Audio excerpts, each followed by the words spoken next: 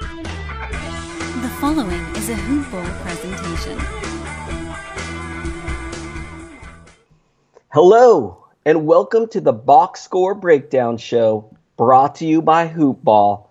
My name is Adrian Benjamins. I'm joined by Neil Rochlani. Neil, how are you? Man, I'm doing okay. I feel really bad for Caris Levert. I know I've seen lots of tweets out there wishing him well. It's such an unfortunate injury. I hate when this happens, especially the guys that have just worked their way up to, such a great role right now with Brooklyn and playing great basketball. And everyone says he's a great guy. So just sad. Sad for that.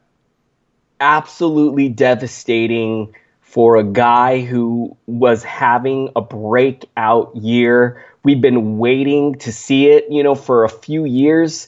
We've seen the potential in Levert, and it finally happened this year. And for him to go down like that, Neil, it reminded me a lot of the Gordon Hayward injury last year. I think it's pretty clear we are not going to see him this season. I hate to immediately try to think about who benefits because it's such a devastating injury for him.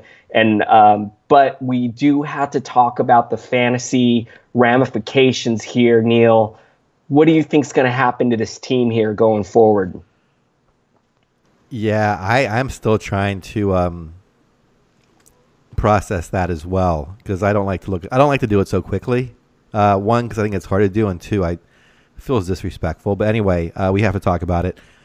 I mean, my hunch would be Crabbe would be the one, just because he seems to be the better fit. Tonight only played 24 minutes. I know DeMar Carroll's back, played 24 minutes as well, and there's Hollis Jefferson will get a bigger role as well. But I think the direct benefit will be those three guys, and Crabbe may be at some point back to that a fantasy option.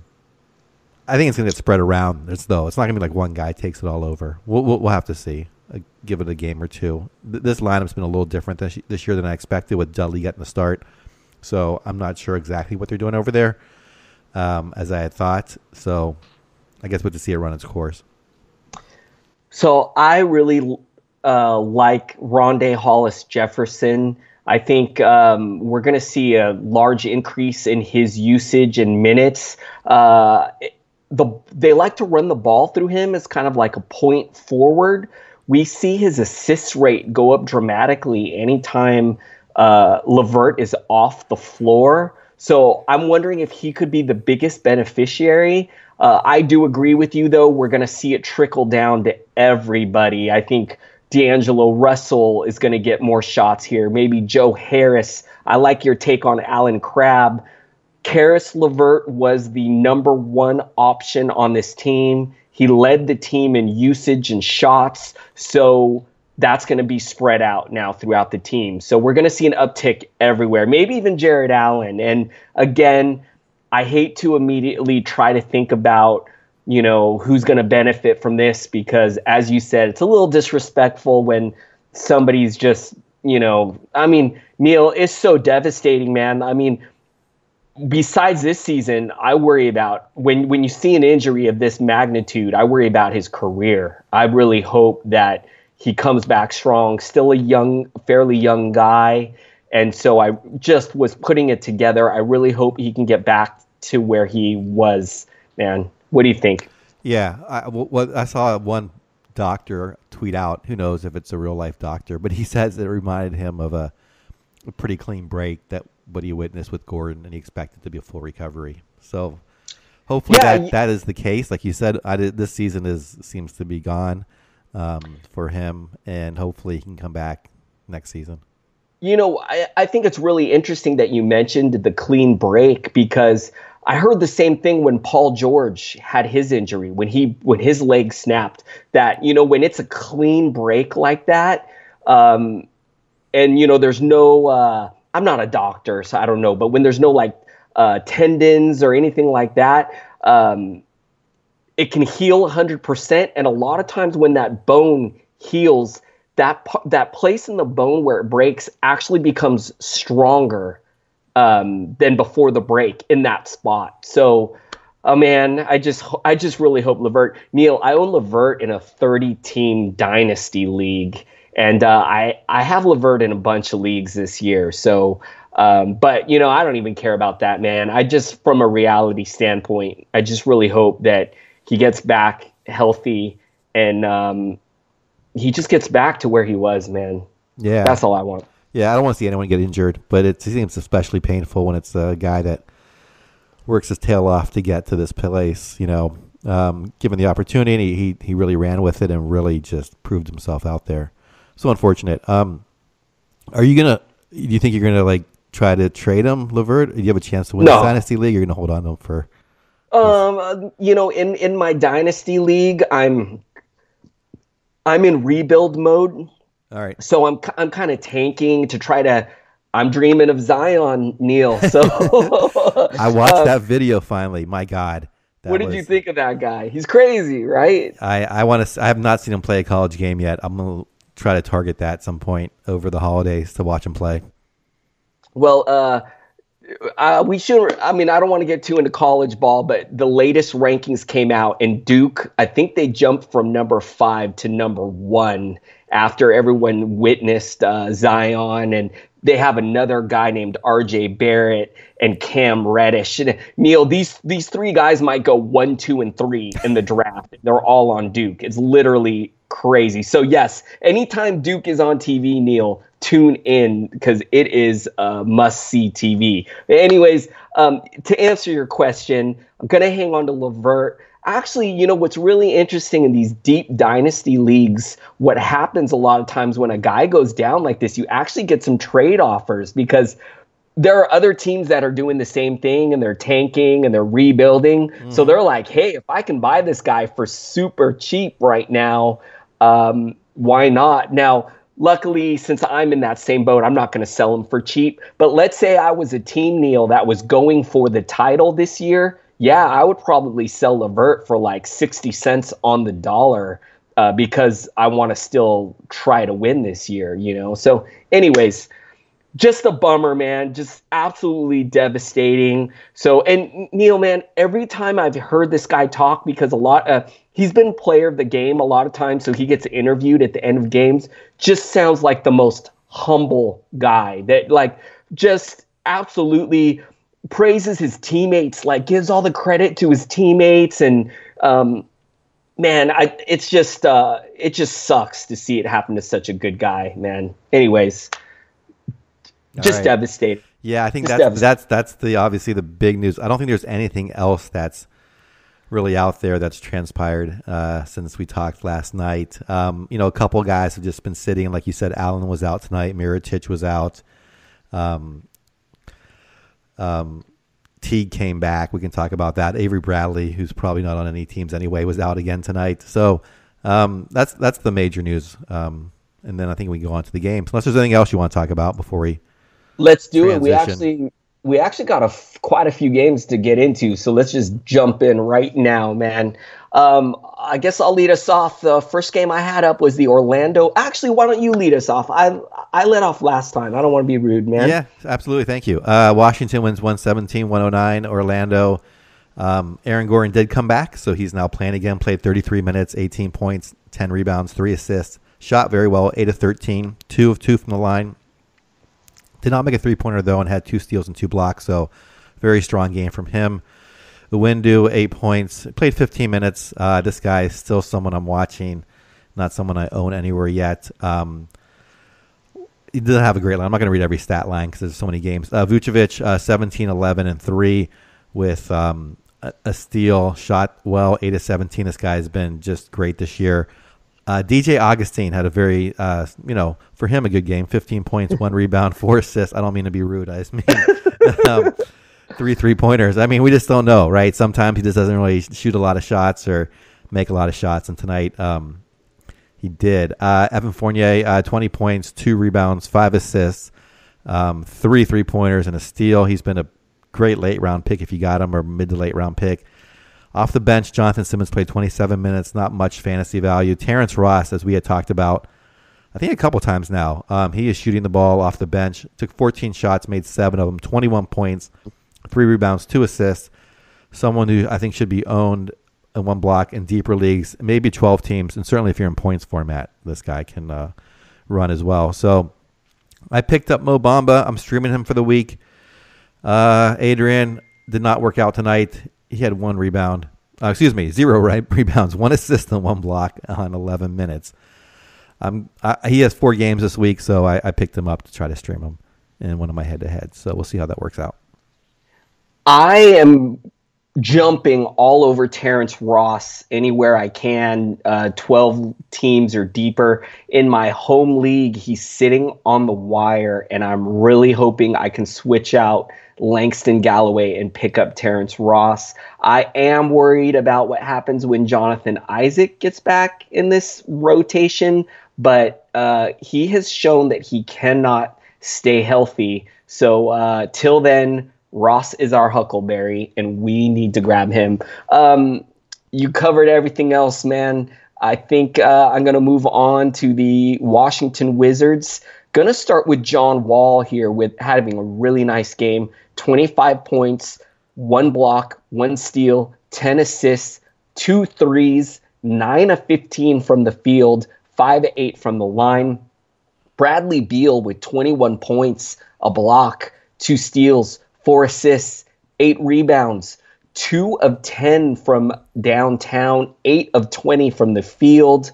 We'll take that, though. Keith Morris with 16 points and assists, a block, 8 rebounds, a 3, 5 of 9 from the field, 5 of 6 from the line. Pretty good game from Keith. Dwight Howard, a nice game from him as well. 17 points, 2 steals, a block, 8 rebounds, 6 of 9. Wasn't even too bad from the line, Neil. 5 of 7 from the charity stripe. Not bad. Otto Porter taking the back seat in this one.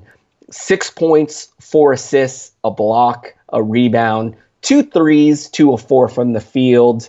Off the bench, it was Jeff Green with 18 points in just 21 minutes. Also provided some defensive stats. 2 steals, a block. Shot a really efficient 6 of 7 from the field, 2 of 2 from the line. Pretty great game from Jeff Green, but I don't think we're going to trust him in 21 minutes. Kelly Oubre in 21 minutes getting 1 point. We could see that kind of line from Jeff Green in the next one, so we're not buying in on the Jeff Green line. Not too much else to talk about here. What are your thoughts on the Wizards, Neil? That 1 point that you brought up about Green. He is right now 113th in 8 cap, but I think some of that includes games he started where there were injuries. Probably won't continue. Markieff Morris, on the other hand, is 132, and I think I'd rather have him if you had to pick up a last guy on your roster. Saw a night from him. At the beginning of the year, I was nervous about Bradley Beal only because of the chemistry on this team. And the chemistry certainly hasn't really worked out yet. The team did get a win tonight, but they've been struggling. But Bradley Beal has been just fine. He's 26th. John Wall is 19. The disappointment has been Otto Porter, who's fallen outside the top 100. Let's see if he gets back to it tonight. It's not going to help his stat line, though. Like you said, just 22 minutes. I've never really been a fan of his because I am one of those guys that I tend to shy away from guys who are non-flashy a bit. And Porter kind of falls in that category. So I agree with you, though. Between Green and Morris, I would pick up Morris if you need someone. Yeah, and we were all really worried about the Dwight Howard effect on this team, and I thought the two guys that could impact the most were Otto Porter and Markieff Morris because they play closest to the basket where Dwight Howard is. So I'm really hoping that this was just kind of an outlier bad game from Otto Porter, and this doesn't become the norm. I think Otto Porter will be okay, but I am expecting a regression from him due to Dwight Howard being in this rotation now. All right, man, shall we move on? Let's go on. The next game I've got is Philadelphia-Miami. Philadelphia wins 124-114. Philadelphia Tonight, they are a little depleted, but they still played obviously very well, missing Covington and Sarge, and have not Butler has not joined them yet. Wilson Chandler got the start, played 23 minutes. J.J. Redick as well in the starting lineup. But I'll start off with Embiid. Number 6 right now in 8-cat tonight, 35 points, 18 rebounds, 3 assists, 16 from 20 from the line, 3 3-pointers, no steals or blocks, but that should help could help us ranking even more. Ben Simmons, 13 points, 7 rebounds, 7 assists, shot very well, 5 of 7 from the field, and did have a steal. Markelle Fultz also started 25 minutes, 5 points, 2 rebounds, and 5 assists. He is currently 221 in 8-cat, so someone I'm just not even on my watch list right now. Wilson Chandler in those 23 minutes got 5 points, a rebound, and assist. Those someone maybe to watch, but I don't think it's going to be. I would not look at him just yet to add him at all. J.J. Redick got 31 minutes, 25 points, 1 rebound, 3 assists. He could be the biggest beneficiary of this trade in the sense that he may now come into the starting role and get 30 minutes a game. Off the bench, Muscala played 27 minutes. He had a very good game, 13 points, 8 rebounds, 1 assist. Another guy I thought might be good for deeper league pickups with this trade. And then Landry Shamet, 24 minutes, 10 points. And then another name I am going to try to pronounce, Furkan Korkmaz. 16 points, 4 rebounds. I played him in DFS tonight, got lucky with him in a steal. So I think we need to see where this plays out. I really think Simmons, Embiid, and Butler will take up all the oxygen of the stats. Redick will still be okay, maybe improve. And I'm not sure there's anyone else in 12-team leagues I'm going to own or want to own from Philadelphia. What are your thoughts on the 76ers? Well, first of all, Neil, I want to ask you if you saw that Fultz free throw. Oh, debacle. no. Did you see? My late. goodness.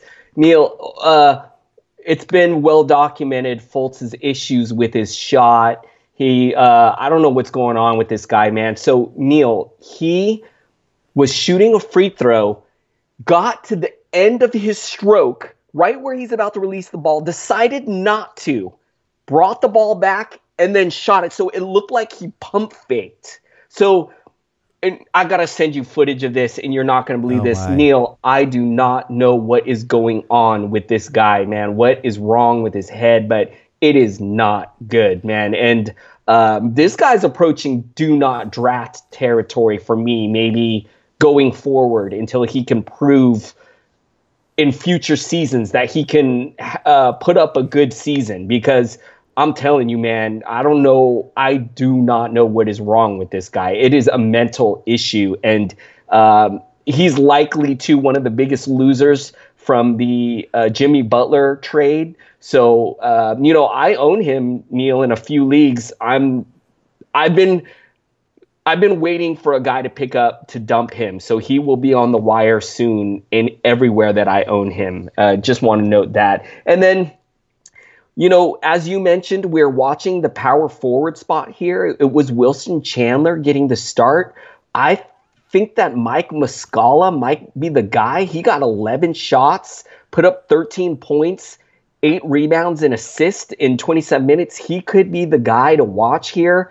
But as you mentioned, Korkmaz also got in here with 16 points. So we may kind of see similar to Denver, like a 3-headed monster, how they have Lyles and they have Morris and they have Hernan Gomez. Might be kind of similar here. So it might end up that with all of the usage being taken up by Butler, Embiid, and Simmons, you may just want no piece of the power forward spot on this team. But let's just keep an eye on it, though, and see how it pans out. All right, man, that's all I got. Oh, we should see Jimmy Butler in the next game, which I believe is Wednesday.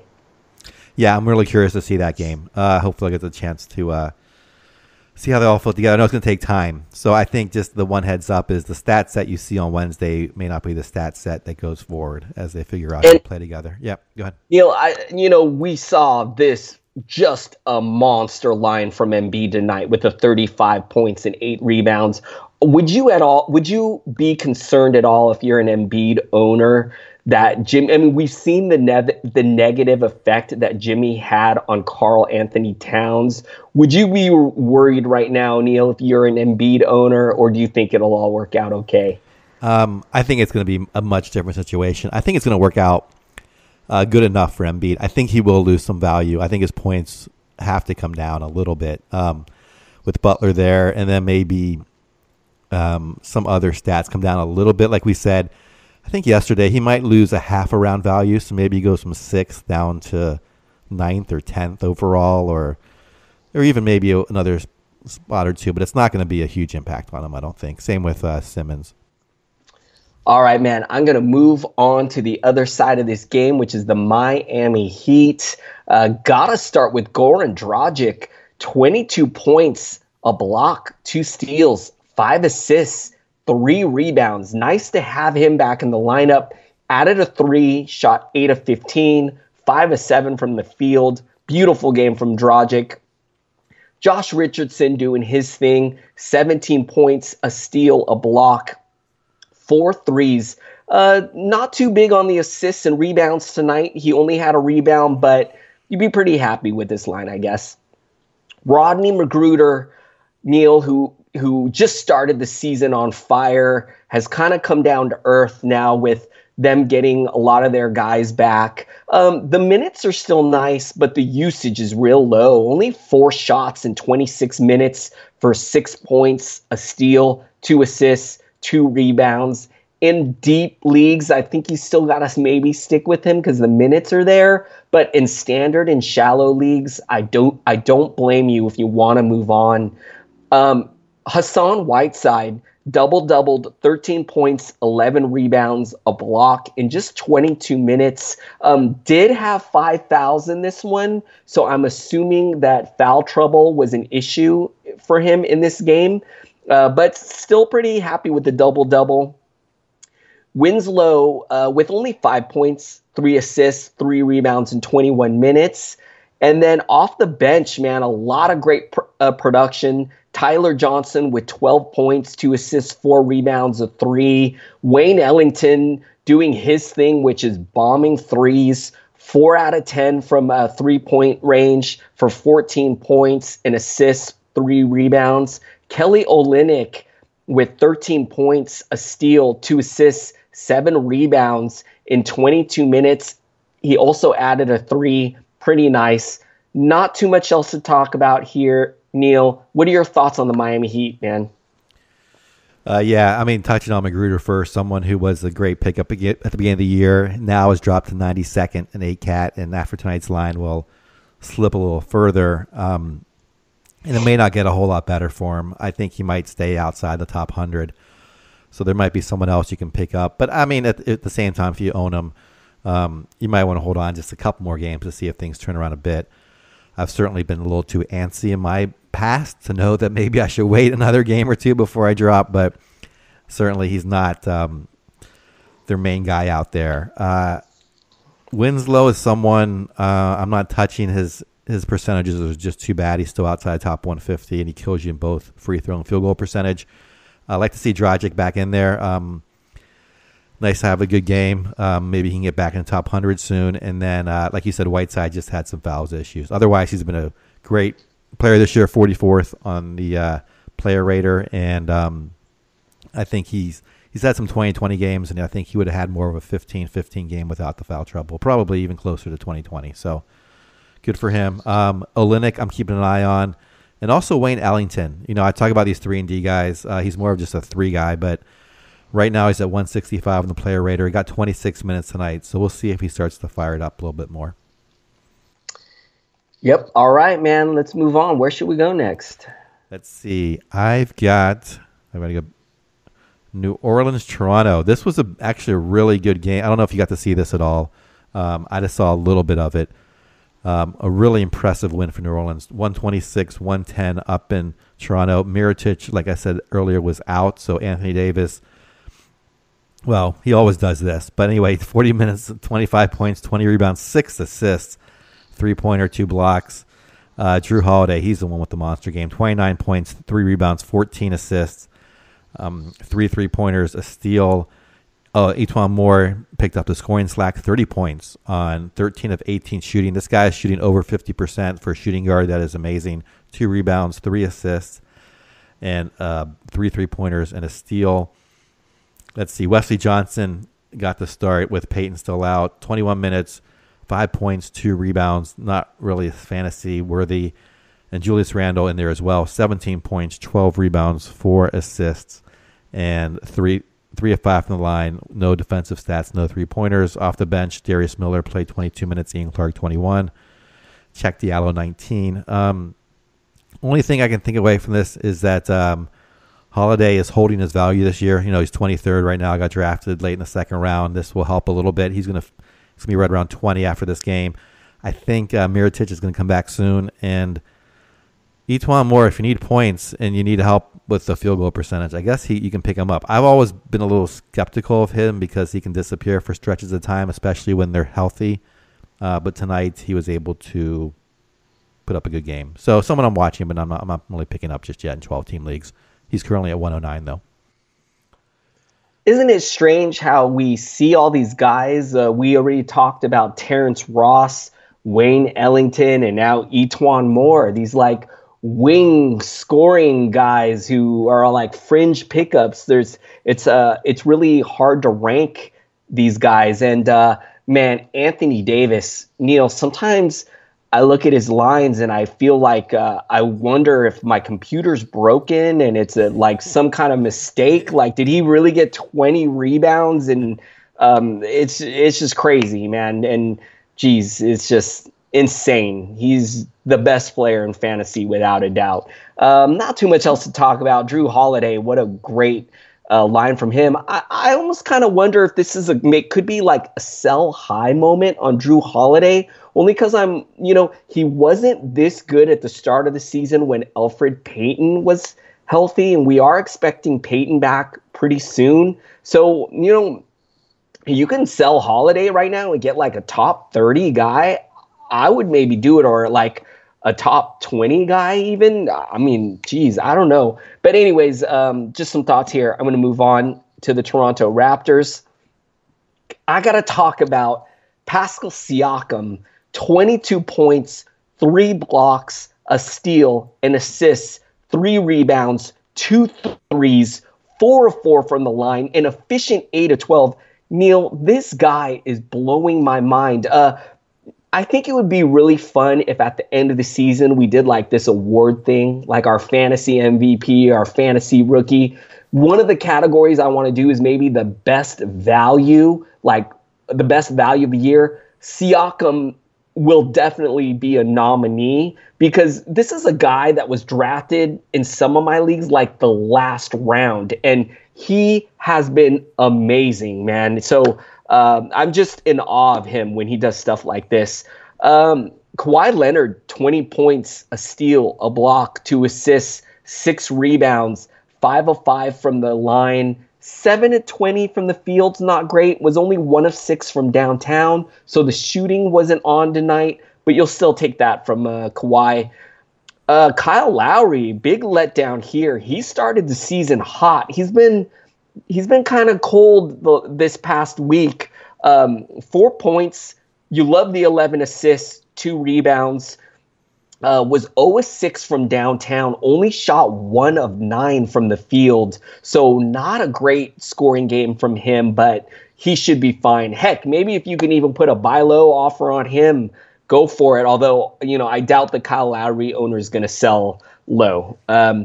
Serge Ibaka, Neil, this guy's been a surprise of the season as well, man. 19 points, 14 rebounds, 2 assists, no blocks tonight or steals, which is a bummer. But, man, his shooting has been really good this season. It shot 50% from the field, 8 of 16. He added 2 threes tonight. You got to be pretty happy if you have Ibaka because you likely drafted him, probably somewhere in the middle rounds and having a really good season.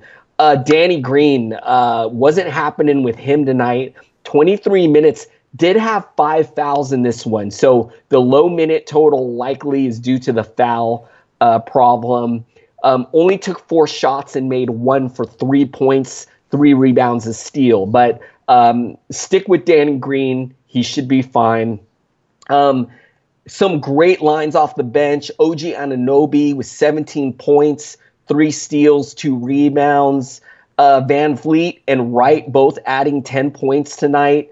Valanciunas, man, took the back seat tonight. 2 points, 2 assists, 7 rebounds. Not too much else to talk about. Neil, what do you think of the Raptors? Yeah, some interesting things here. Siakam is someone who I was fortunate to get in one of my leagues, and once he passed the eye test for me, I was like, I have to get this guy. I don't know if you've seen him play. He looks phenomenal out there. Big guy who can run the floor with dribbling the ball around the floor and lead a break and hit a 3-pointer. And, of course, he's a power forward. So it's great to see. He's already at 49 on the player radar and will just continue to climb. Ibaka, that's the other one that I'm just really curious about. He's now 45th on the player radar. Tonight's line's going to put him closer to 40 or a couple places up. I don't know what to do. Like if I owned him, I don't own him in any format, so I'm not going to have no decision on him. But I don't know if he's a sell high guy or he's going to stay this year. I mean, he's gotten 25% usage, which is crazy for him. Usually he just kind of takes a back seat, and this year he's being featured. So maybe you don't want to sell high on him. Maybe he can stay here. And then finally, Valanciunas, someone who I thought would have a breakout, not a breakout year, but I thought would have a very solid year, has just taken a backseat to these other two guys, Siakam and Ibaka, and he's fallen off a cliff. 86 now in player radar. It's just might even get worse. I mean, I know he doesn't need a lot of minutes, but 15 minutes is just it's just really sad to see from a guy who you expect to be a significant role player on a team. You know, Neil, when during preseason, it was Valanciunas that was being featured, having big games. A lot of people were projecting the emergence of Siakam, and a lot of people thought that it was Ibaka that was going to take the back seat. And so, Valanciunas was the guy that was getting drafted ahead, and it is really strange to see that it's Ibaka and not Valanciunas. But Neil, I believe, I'm not an Ibaka guy. I believe it, man. We're going into week 5. He's been doing it all season. He just fits in with the other starters on this team. The offense, he looks good. I read something that he's taking way more shots near the rim, which is why his shooting percentage has gone way up. So I'm a believer, man. I'm holding on. I don't own him anywhere, but if I did, I would be holding him or selling him high. So you got to be pretty happy if you drafted him. And then one last thought. The Raptors look like the real deal, man. This team is loaded. They got a star MVP caliber player with Leonard. They got some great other star, like complementary stars with Lowry, good role players in Ibaka and Siakam and Danny Green. They're real deep on the bench with Anunoby and Valanciunas. I mean, this team can literally take the whole thing if the Warriors still got to be the favorite, of course, to win the whole thing. But if the Warriors are having health issues, I mean, at the end of the year, the Raptors can take this thing, man. You got to put them up at the top for sure. All right, man. Should we move on? Yeah, let's go on to I've got Dallas and Chicago. I'll save the Bulls for you since I won't bias myself with the homerism.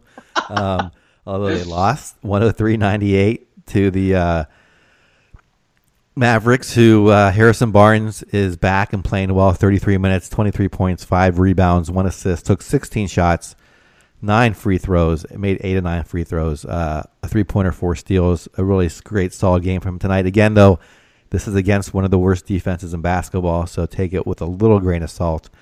Luka Doncic had a more of a pedestrian night for him. 11 points, 6 rebounds, 3 assists, just made 3 of 12, 2 of 7 from 3-point range, and a steal. DeAndre Jordan scored 6 points, did have 16 rebounds, a couple assists, and no defensive stats. And unfortunately missed both of his free throws. He's still shooting a phenomenal rate. Hopefully it won't dip back too much. Currently at 81% on the year. And then Dennis Smith Jr., 11 points, 5 rebounds, 3 assists, 3-pointer, and a block. He is still at 122, while Doncic's at 42. So hopefully you value those guys a little more properly in your drafts. And that's really it. I mean, Beret off the bench had a decent line, 14, 5, and 5. Dory Finney-Smith played 33 minutes, but only had 8, 2, and 1 with a steal and a block. This team is not really fantasy friendly. You've got DeAndre Jordan around 40, staying with Doncic, and then everyone else is kind of on the fringe of owning in standard 10-team leagues, and then with Matthews and Smith and Barnes perhaps in deeper leagues. So, or at least in 12-team leagues. So I don't know what to make here. These aren't really players I want too much, and it's probably too late to get Doncic at a low price. So not much for me on this on Dallas. You have any thoughts here?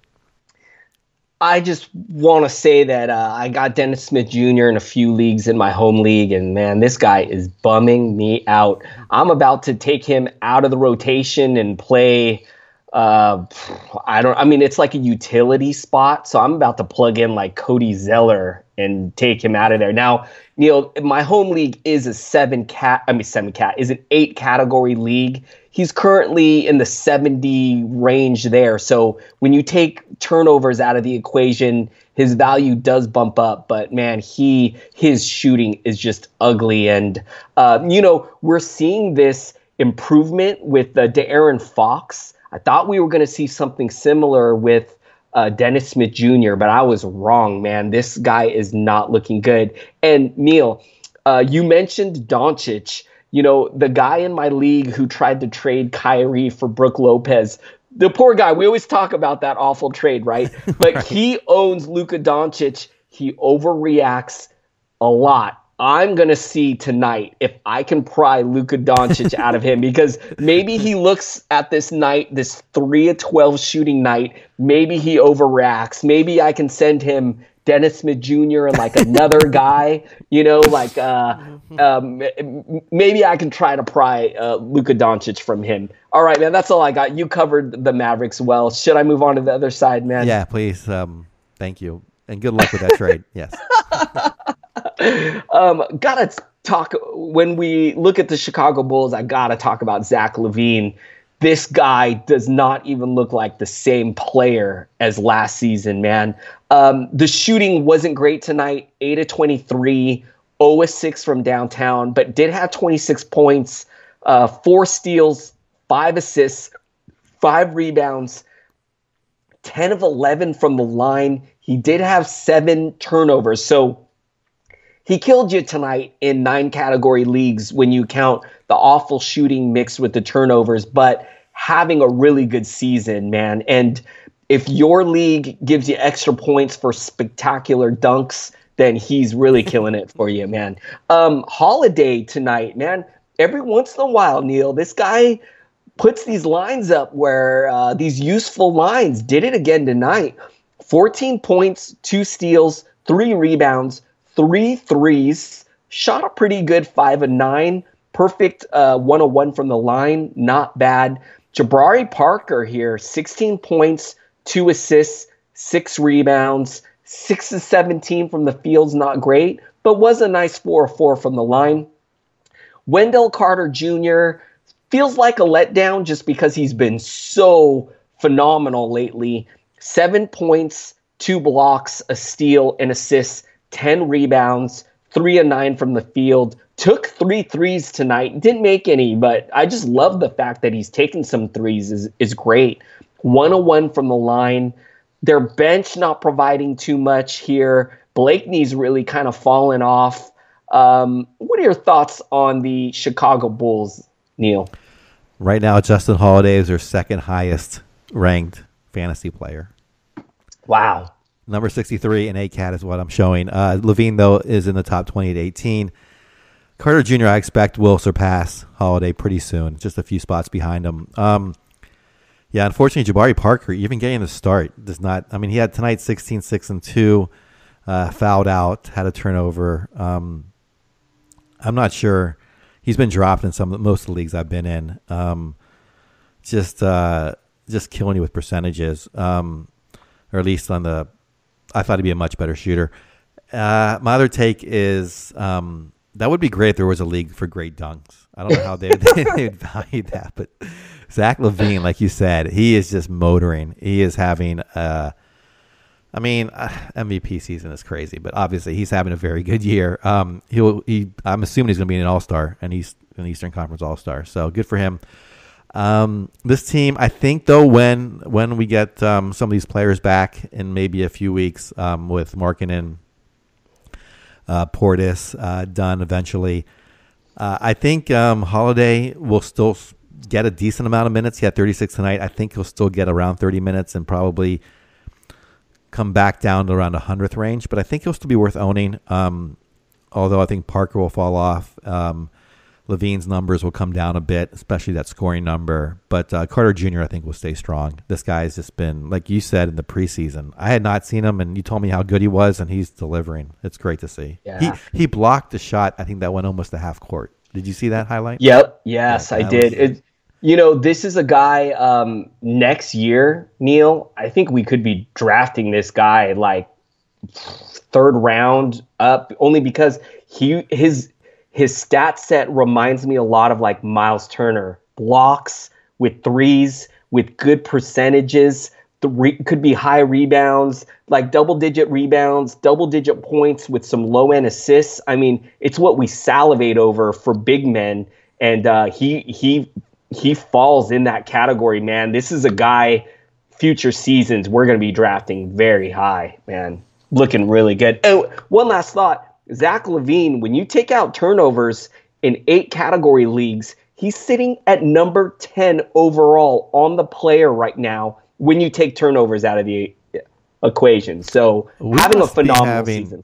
Different stats. I have him at 18. I'm looking at 8-cat, I think. Are you looking at per game or total value? I'm looking total value. I know you love to look at the averages. Okay. Or like, what do you look at? The game averages? Yeah, I just look at per game. Total stats. That makes more sense. Look at total stats. No, I like how you look at it because what I'm looking at's a little skewed because players have played more games than other players. Okay. So, there's some guys, but once we get past a certain point, most everyone has played the same amount of games, so it starts to average out. I always just look at the total player rate or value, not averages. But I love that you look at the averages as well because I love hearing about that. Anyways, the Bulls. One last thought on the Bulls. I'm sorry I'm like taking so long here. Hoiberg said in an interview that Lauri Markkanen is about 2 to 4 weeks away. I saw some footage of him working out. He was pushing a sled. He looked very tired, but I just love that this guy is coming back, and I love hearing that, maybe 2 weeks, 4 weeks max. That's not too bad. So looking forward to seeing him back, man. Yeah, another guy who hopefully comes back fully healthy. I get tired pushing a sled, but that's a whole different story. No, man, it was. I saw some footage. He was pushing like this sled that had weights on it, and he was exhausted. And what was awesome, Zach LaVine was shooting jumpers near him, and Zach LaVine was like trying to encourage him. He was like patting him on the back, like come up. You could just tell he was exhausted. Like he just looked like defeated. But man, I just love that he's working his way back. I was really disappointed that he's missing the beginning of the season because he looked so good last year, Neil, and he put on all this muscle. He was full muscle watch in the off season. I really wanted to see the improvement of Markkanen, so I can't wait to see him again, man. Yeah, same here. They've got 3 big guys out of the rotation right now, so they could get better. I guess let's go into Brooklyn, Minnesota. Minnesota wins 120-113. Brooklyn, as we talked about, Levert having that unfortunate injury, gruesome-looking injury. And his stat line, he played 17 minutes, 10, 5, and 4. I don't think we need to talk about him anymore, though. Let's go on to D'Angelo Russell, 33 minutes, 31 points, 2 rebounds, 6 assists. Like you said, Adrian, 9 3-pointers, 2 steals, could be a beneficiary as Levert was doing some of the ball handling responsibilities. And these guys who may help out, like Carroll on the wing and Crabbe, they don't really handle the ball that much. So Russell's assists could go up. Joe Harris played 34 minutes, 8 points, 6 rebounds, 1 assist. He is someone who I thought would have a he's shooting 53% from the field, but he's just not getting a lot of shots, just averaging 9.5 a game. Tonight he got 15. Maybe that is a sign of things to come. 2 3-pointers. Unfortunately, did not shoot well, though, just 3 of 15. Jared Dudley, I'm going to skip over. I don't think he's worth a pickup, although he's starting. Rondé Hollis-Jefferson got to start with Jared Allen having the night off. Jefferson had 14 points, 6 rebounds, 5 assists, 5 of 10 shooting, 4 of 6 from the free throw line, 3 steals and a block. And then off the bench, Dinwiddie, 14 points and 3 assists. Damari Carroll is back as well, 11 points, 5 rebounds, and 2 assists. Ed Davis, 14 rebounds, 7 points, 2 assists. This is a team that we talked about. It's kind of like Boston Light. They've got a lot of depth and a lot of good players who play a lot of different, can kind of switch and play a lot of different roles, and also a lot of different minutes on game-to-game nights. So right now we'll watch and see how this plays out with the Levert being out for the rest of the year, presumably, and if it does impact one person more than the other. Right now, though, it's too early to tell, and so I'm just going to punt. What are your thoughts on Brooklyn? We talk often, Neil, about how we love this team because they have such a fast pace for fantasy. And so, man, I really am expecting a bump all over. D'Angelo Russell got 22 shots in this one. He could be a main beneficiary here. Joe Harris, hang on to him. Didn't have it going tonight, but took 15 shots in 34 minutes. He could see a bump. I expect Hollis Jefferson to definitely be I hate to say a winner from the injury, so I'm not going to say that. A beneficiary from the injury. I think he'll be pretty good. And then hang on to Dinwiddie. And you mentioned Crabbe earlier as well. He can definitely emerge as the main guy here. So if you own a net, hang on. Let's see how this pans out. Let's see what happens. But I'd expect a usage bump all across the board here. All right, man. I'm going to move over to the other side. I'm going to talk about the Minnesota Timberwolves. And, one of the things I hate about this game is we know we're missing Dario Saric. We're missing Robert Covington. So, I try not to take too much into this because I know we're going to see a completely different rotation possibly in the next game. But we know for sure Karl Anthony Towns is going to eat. And Neil, you must be pretty excited. And Neil, I think my computer might be broken again because it says here that he has 21 rebounds and 25 points with 2 blocks, a steal. 9 of 11 from the field, 2 of 2 from downtown, 5 of 6. You guys get ready because Cat is about to explode into probably like top 3 overall value for the rest of the season, man. He is going to be phenomenal. Derrick Rose getting the start at shooting guard tonight. 23 points, a steal, a block, 6 assists, 2 rebounds, 4 of 4 from the line, 3 of 5 from downtown, 8 of 18. Rose is having a really good year, guys. And maybe he's a winner from the Jimmy Butler trade. I don't know. Andrew Wiggins with 13 points, a steal, a block, 3 assists, 6 rebounds, 2 threes. Pretty decent game from Andrew Wiggins. I harp on him because he doesn't put up the peripheral stats, but I love that he actually contributed in a lot of categories tonight. So pretty good game from him. Jeff Teague, nice to see him back and having a great game. 24 points, 3 steals, 11 assists, 8 of 9 from the line, 8 of 14. Love that he took 14 shots. Could he as well be a big winner from Jimmy Butler getting shipped out? I hope so. Taj Gibson with 17 points, 9 rebounds, 1 assist, a steal, a block, 7 of 8 from the line, 5 of 8 from the field. Neil, yesterday you said that Taj was a Tibbs guy. I agree with you, man. I'm going to go out on a limb right here and say I think Taj is going to keep the starting gig, and I think Dario Saric is going to come off the bench, which could possibly kill Dario Saric's value. If he's going to get, look at the bench guys, Neil. 15 for Tolliver, 13 for Jones, 11 for Ding.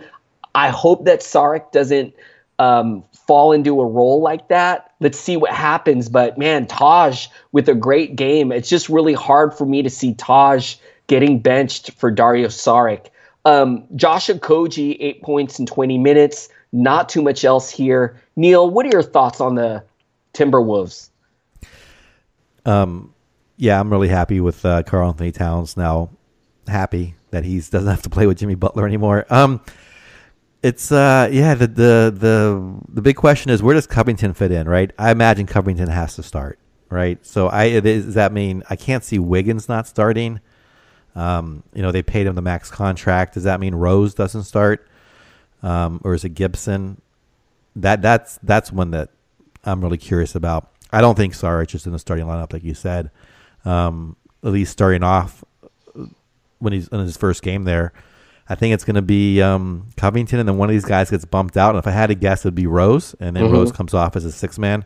But with that said, if you can take a flyer on, like if Saric has been dropped in the league because of this, and he's sitting out there, and you have dead weight on your roster, and you want to just take a flyer and see what happens, definitely try. I mean, definitely see. I think it's Gibson, like you said. I agree, but that's, I don't know, 70-30, 60-40. I don't know. It's definitely not 90-10. So we'll see how that plays out. The other thing I think I took away from this is Okogie, I think is how it's pronounced. I thought he might, he's been looking good, and I thought maybe he would get more minutes. Clearly, Derrick Rose is getting that two guard with Butler out and no replacement just yet. So he is not going to probably get the minutes to be worthy at all in any standard team leagues, which is unfortunate. But I think he's a good young player, and he's got a promising future, just no fantasy value this year. That is about it. I wonder if Covington will hold his 40. He's 40 and 8 cat and averages, I should say, and I have to think that's going to go down a little bit. I know he's a great defensive player, but there's just so many guys here who, I guess he could still get the. I just don't know how he keeps up the steals and blocks at this rate, 1.8. Clearly, he's done in the past, but I just see him taking a little dip going forward. Although, you know what, his minutes may go up because Tibbs will play him 37 minutes. What are your thoughts on Covington?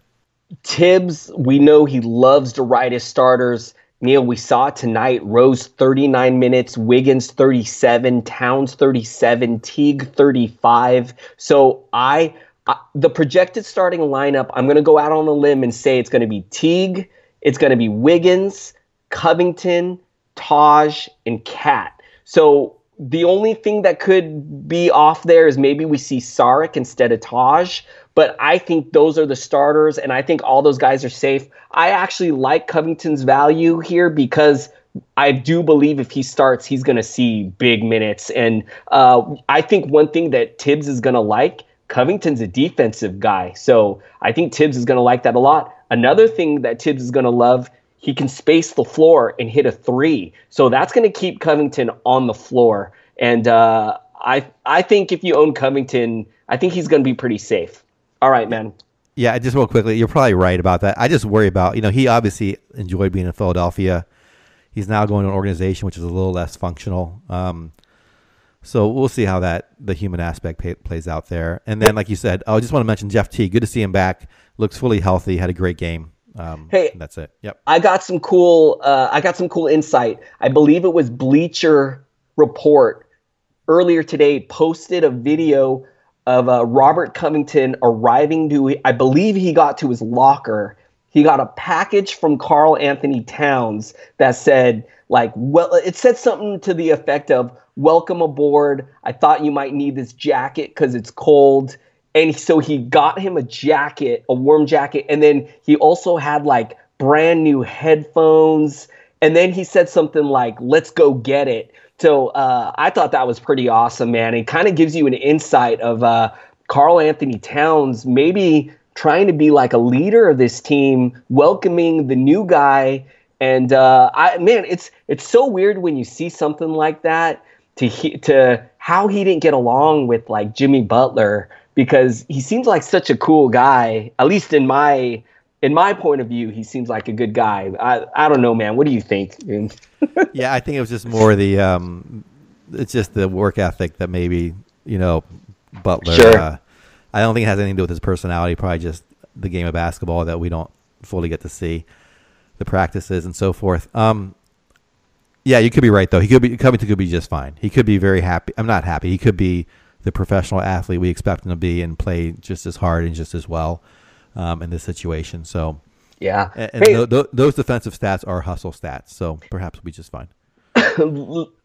Let's not forget, excuse me, Covington came from the G League, an undrafted player. So, man, I think Covington, as far as work ethic goes, and you know me, Neil, I'm not that high on Covington, but I think his work ethic's going to be there. I think he's going to be a Tibbs guy, man. Like, I can see Tibbs liking him a lot. All right, man, let's move on. What else?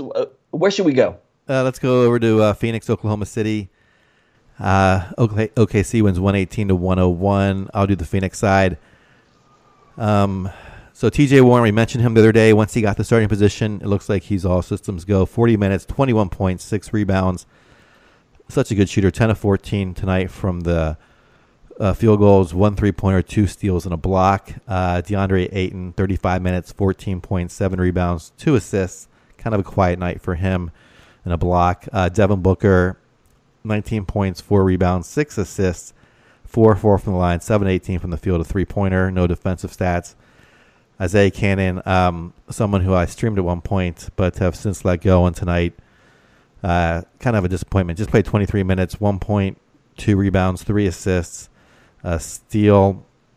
Mikal Bridges, if I'm pronouncing that right, he is the one I'm watching here in Phoenix. 26 minutes. He looks really good from an eye test perspective. Tonight had 13 points, 4 rebounds, 3 assists, took 8 shots, made 3 of them, went perfect on the line, 6 of 6, hit a 3, had a steal and 2 blocks.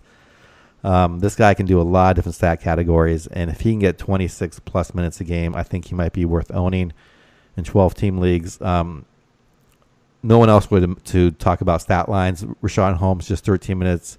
Okobo, 13 minutes. Josh Jackson, as you had mentioned before, just seems to unfortunately be out of the rotation here and not worth looking at. I think I forgot to mention Trevor Ariza played 29 minutes, 8 points, 3 rebounds, 3 assists, had 2 3-pointers, a steal, and a block.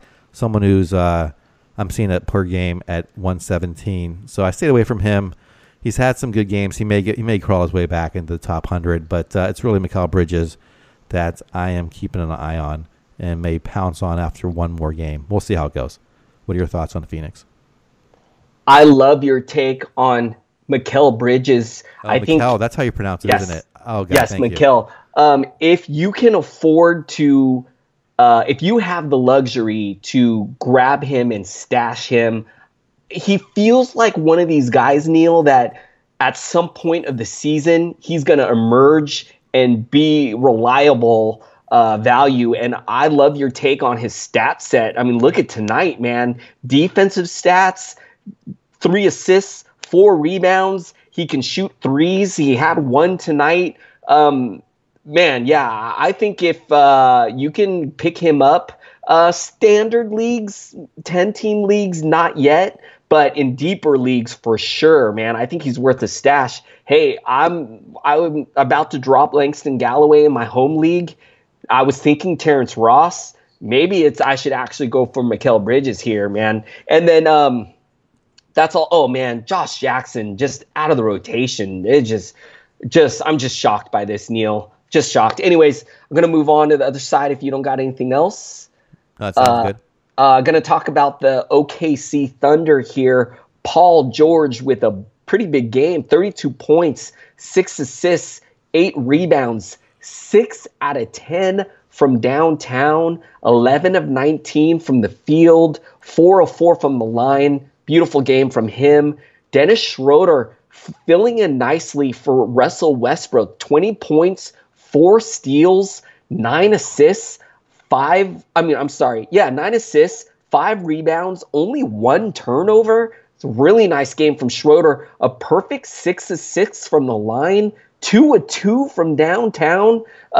6 and 19 from the field, but man, I'm not complaining at all. This is a great line from him. Steven Adams, 18 points, 2 blocks, 4 steals. Oh my goodness. 1 assist, 7 rebounds, 9 of 13. So helped you with your field goal percentage. Nice game from him. Jeremy Grant, a little disappointing here with 10 points, 8 rebounds, 1 block. Did have a 3. So it's okay here, but not great. Not too much on the bench. Just, yeah, that's all I got. I think Westbrook's going to be back soon. Neil, what are your thoughts on the Thunder? Yeah, Paul George is just picking up the slack. Having the year a lot of people expected at 12 overall and or per game basis, I should say, in ACAT. And good to see him have another great year. It's hard to know what to do about, Jeremy Grant is the one person here that's kind of on the waiver wire / being picked up. And he's still someone that I know some people think he's a must own. I'm still a little bit, I like his minutes, but doesn't have great percentages from the free throw line, which I kind of need. And, he does it in a couple categories, but he's kind of mediocre. And I'm worried that once Westbrook comes back, his stats that goes down even lower, his points. So I'm kind of holding on Jeremy Grant. Other than that, no other news. I mean, Schroeder, obviously, he's doing well with Westbrook out, and Steven Adams is kind of producing what you expected. And yeah, that's all I got. No one else really to pick up. All right, man, that's all I got too. What if I was to tell you I traded Paul George in a hoop ball, one of the hoop ball listener leagues? I moved Paul George. Can I tell you what I got for him? Man, do you go 2 for 1 or do you go 1 for 1? I went 2 for 1. And let me tell you, Neil, I am not easy to trade with. And in 2 for 1s, I am king of always getting the one best guy back. So it's crazy that I was the one getting 2 guys back. I traded the best player. But tell me what you think. In a league where I'm struggling, I traded Paul George, and I received this trade offer. And Neil, it is so rare for me to just look at a trade offer and, okay, I accept. Like, never happens. I either have to counter offer or there's a heavy negotiations. But anyways, Neil, I received Kemba Walker and Evan Fournier for Paul George. Oh, yeah. Right? I think that if you need points, if you need depth, yeah, I would take yeah. it. Yeah, I mean, Neil, I think my drop was like Langston Galloway or Josh Jackson. Like, that's how bad this team was, that I was like rostering like I was hanging on to Josh Jackson, right? So for me to replace him with Evan Fournier, who I think can finish as a top 50 player, I thought it was a no-brainer. And, Kemba Walker is not too far behind Paul George. In fact, I think right now Kemba Walker may even be ahead of Paul George on the player rater. So anyways, it's just rare for me to receive a trade offer like that and just no brainer. Like, okay, I'll take it. Yeah, no, I would do that. I do that in heartbeat. Yeah, you're right. He's currently in per game 10th, so he's a couple ahead. And George, his stats will come down when Westbrook's back on the court. So he'll finish more around 15th, and Kemba's going to finish right around 15th as well, I think, this year. So it's almost like an even trade before you throw in Fournier. Yeah, in my opinion. So not bad, right? Yeah, and then you don't even have to offer it. That's fantastic. I wish I got trades like that. Hey, Neil, trust me. Most of my offers are like, God, what did I get? I got like Otto Porter and Ricky Rubio for, it was like Buddy Hield and Thon Maker. Like, that was a trade like that I got. So trust me, like 90% of my trade offers are like that, man. That's funny. All right, let's go on to Utah-Memphis. Utah wins 96-88.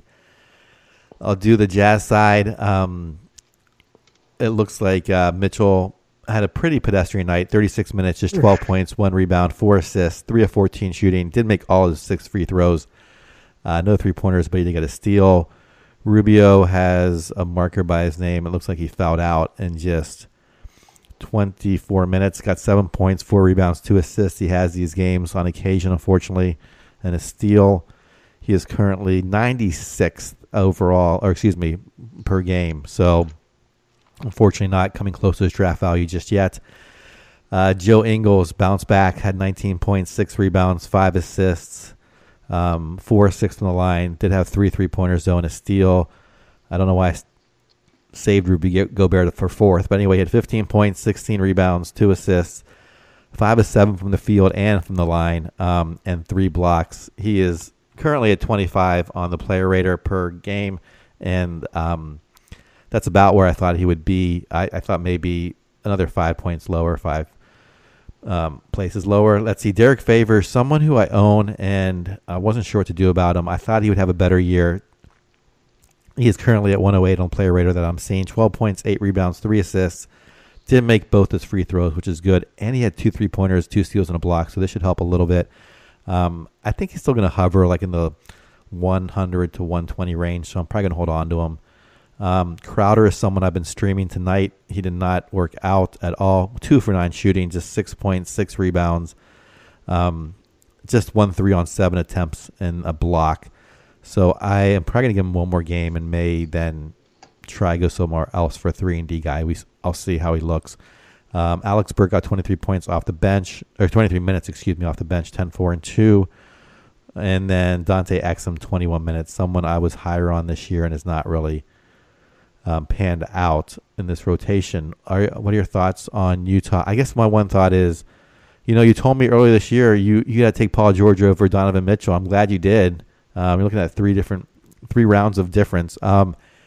And we talked about Rubio. Both you and I were a little bit down on him this year, and so far, unfortunately, it has not worked out for him.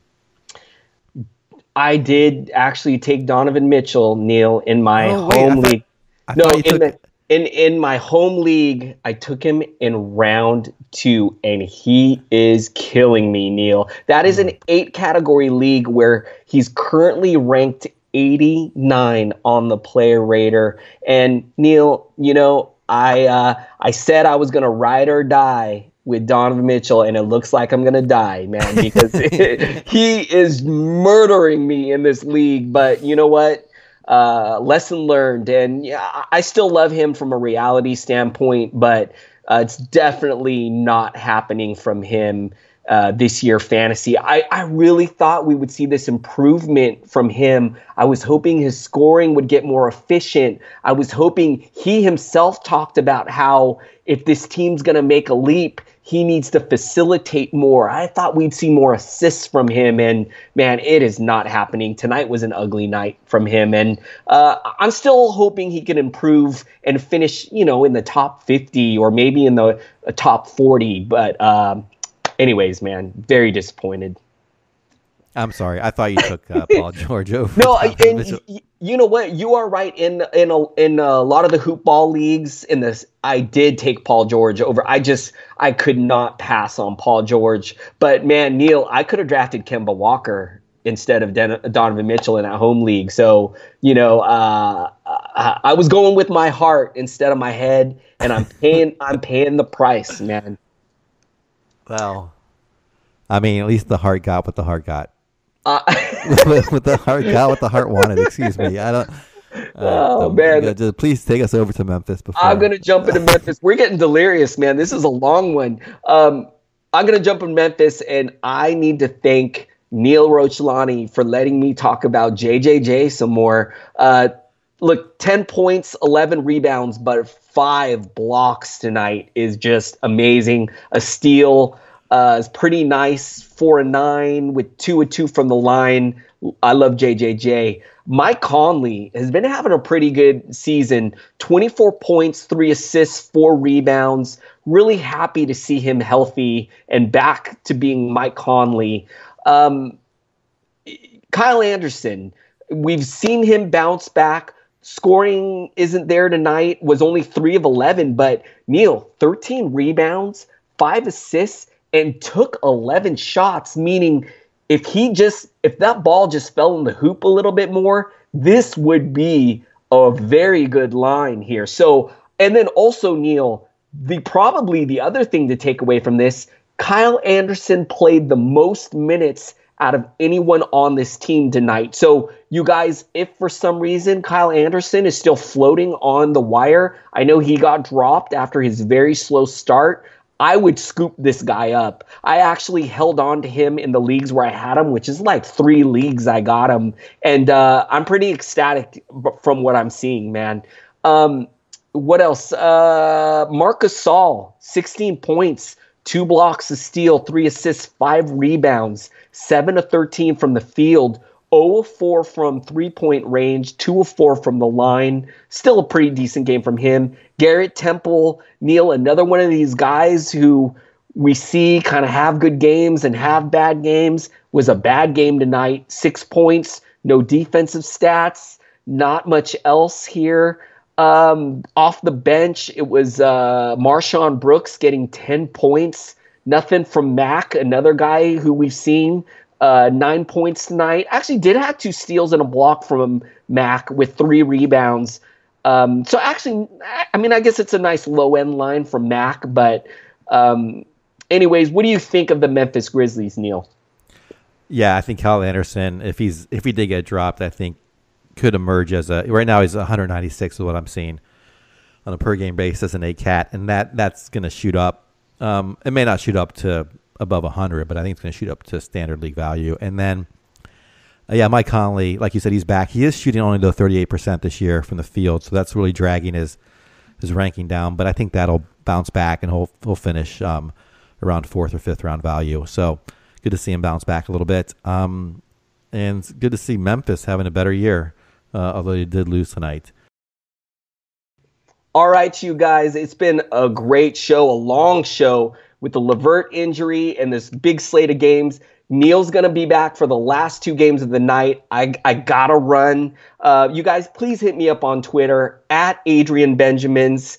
And thank you guys so much. I'll be back tomorrow. I'll see you later. Moving on to the last 2 games of the evening.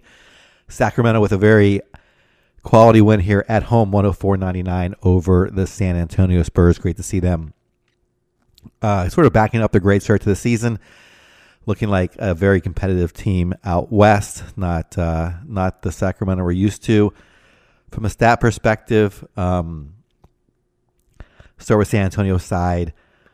Start with Derek White. He's the one who we were all talking about a couple weeks ago. Tonight played 26 minutes, 11 points, 5 assists, no rebounds, 2 of 2 from the line, a 3-pointer, and a steal. Decent night. He had a really good game in his game 2. I think he's going to have some good games and some mediocre games. I think it'll all average out to somewhere around, hard to say, but maybe like 80 if I were to say rest of the season. I don't think he's going to be top 50. I think the Spurs just have other playmakers, and they're not. DeRozan's going to be distributing. He had 8 assists tonight. Aldridge gets a lot of points off the bench. Rudy Gay can still deliver, and Forbes can shoot as well. So I think he's going to be worth owning. But if you're hoping to find someone who could jump into the top 50, we'll see if it works out. But I'm not a buyer just yet.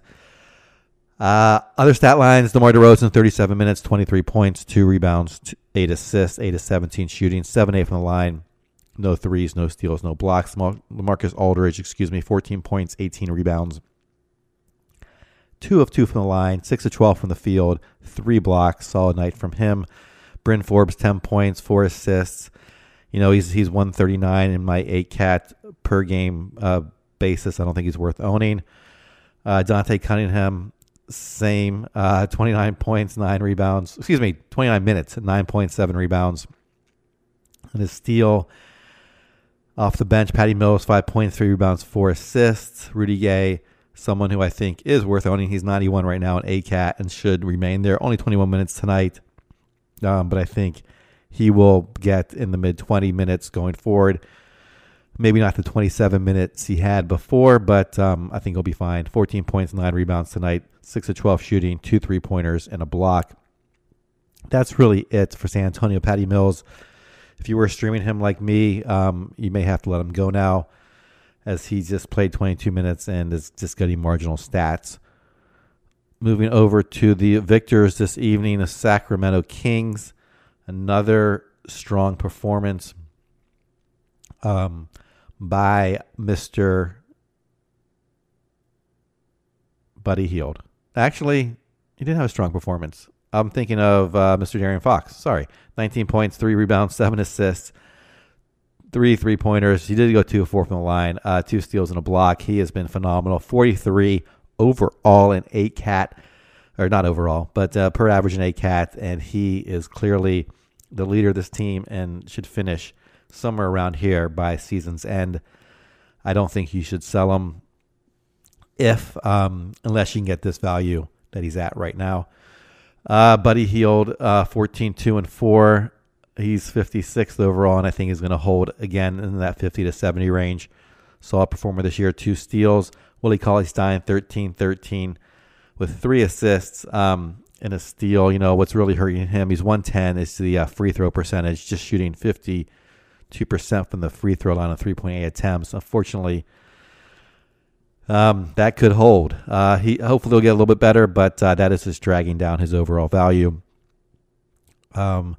Bielitsa, someone who is slowly going to fall off pace, I think, to Bogdanovic. Right now, Bielitsa is 50th, but this is looking like it's going to eventually flip in terms of minutes. Tonight, Bielitsa had 27 minutes, 11.6 rebounds.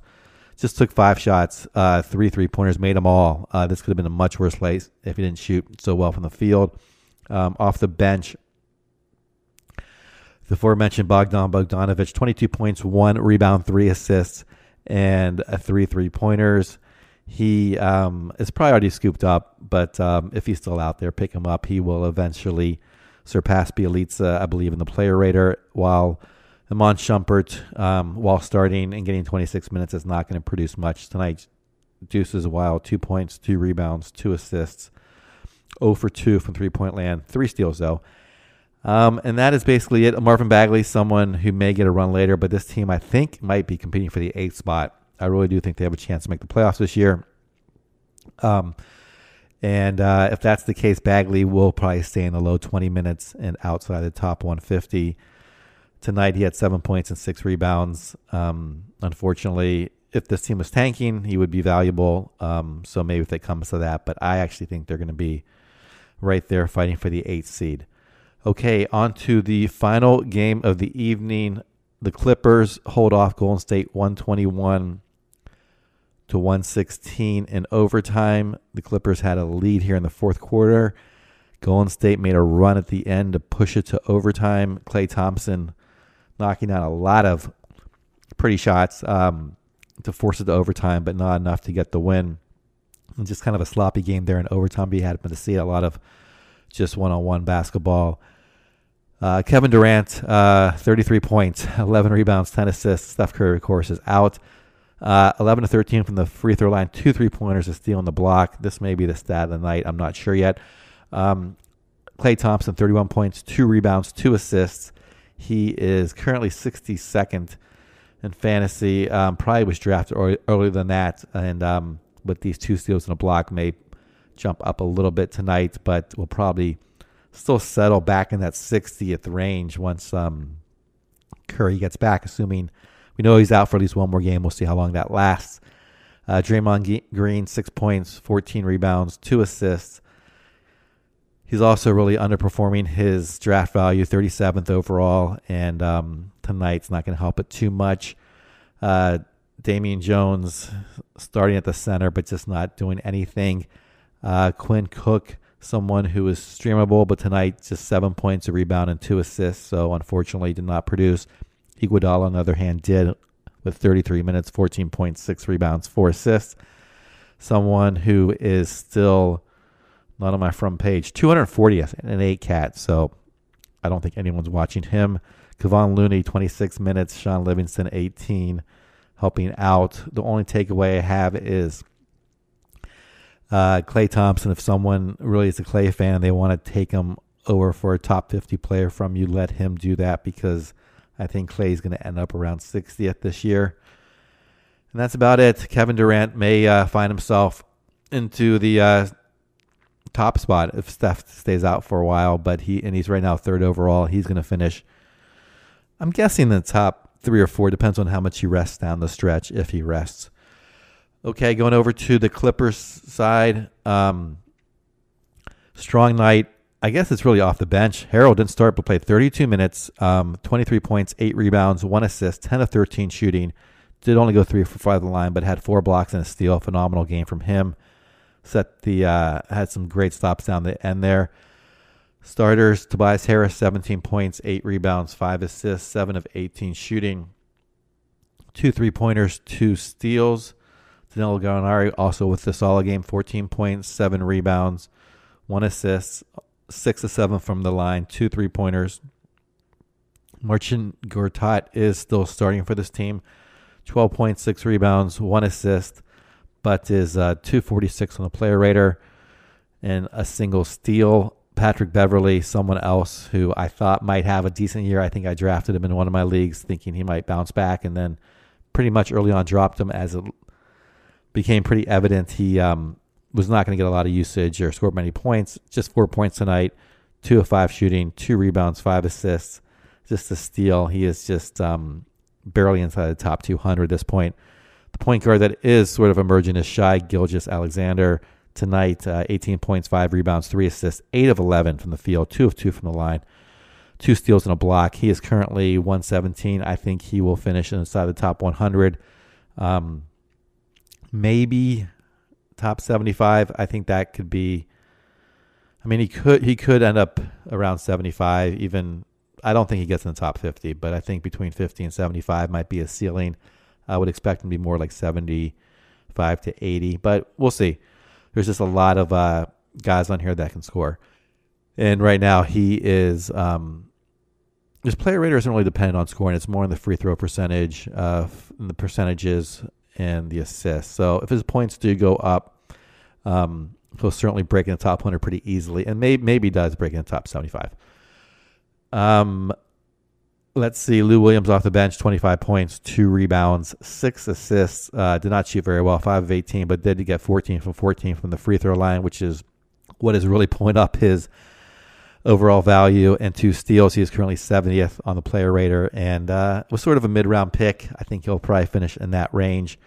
If I had to pick between Shai and Lou, I would. That one is tough. Lou really does it in one category. He just does it in free throw percent is a strong one. He does do decently in assists and points. Well, Shai is much more rounded, and should improve in those main categories: the points, the rebounds, three-pointers. I'm not so sure, but we'll see. I think if I had he was over 3 from 9 from 3-point land. So if I had to guess, I would lose probably the safer option, but probably the more boring option, and only really helps you in a couple categories, where Shai might help you in every category. So I'd probably want him because that helps diversify the stat lines a little bit. And that is it. Thank you so much for listening. We'll be back tomorrow night.